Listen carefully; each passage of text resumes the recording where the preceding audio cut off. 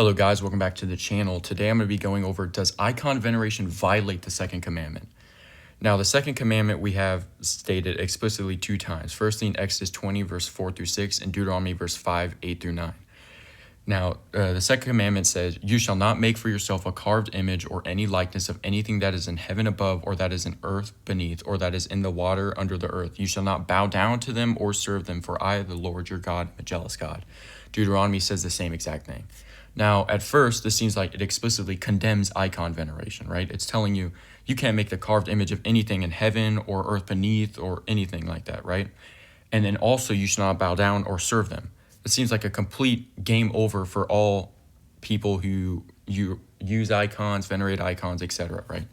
But this actually is not the case. Firstly, one thing to note is originally in the earliest manuscripts, there was no distinction with verses. So there was no verse 8, verse 9, verse 10, etc. It was all one text.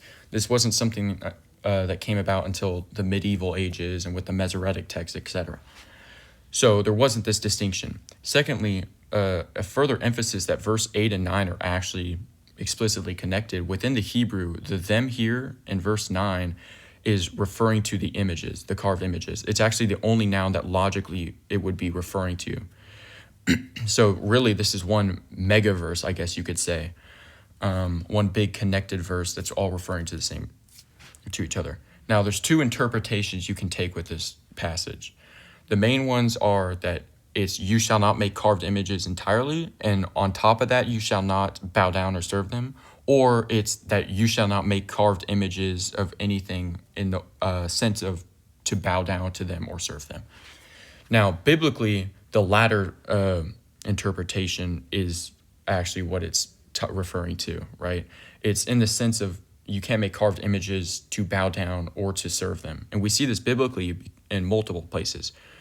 An example of this would be Exodus 25, 18 through 22, when God is commanding and giving instructions on how to build the ark. He explicitly instructs them to build 2 cherubims of gold with their wings spread and in a very detailed manner, right? A cherubim is an angel. This would be violating the second commandment here because this would be a carved image of something that's in heaven. On top of that, we see this also in Ezekiel 41, 18 through 20, when God's giving Ezekiel these visions on how, and instructions on how to build this temple. It includes having cherubims, right? It was carved of cherubim and palm trees. And we also see other examples of this, for example, in 1 Kings 6 and also in 1 Chronicles, I believe it's 29 or 28.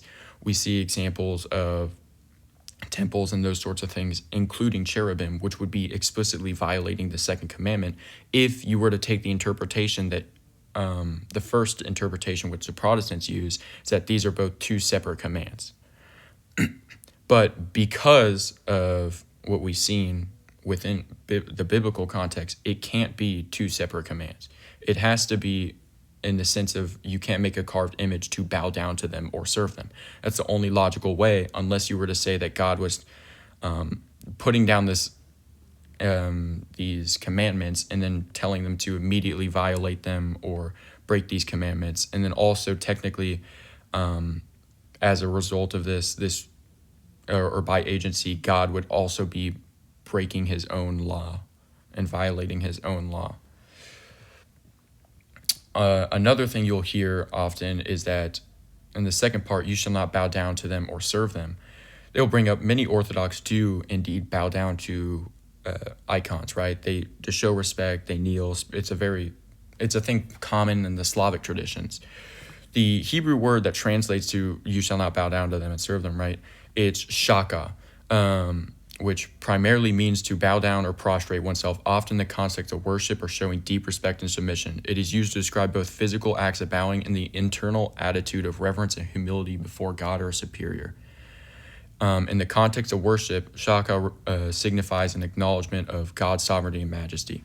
Within the biblical usage and cultural and historical background, shaka primarily refers to, in the context of worship, bowing down and prostrating in that context. Within Orthodox theology and from what we understand with the ecumenical councils, the idea of worship is what we call latria. That's reserved for God alone. It's absolutely 100% without a doubt condemned to show any latria towards icons or saints or anyone outside of God.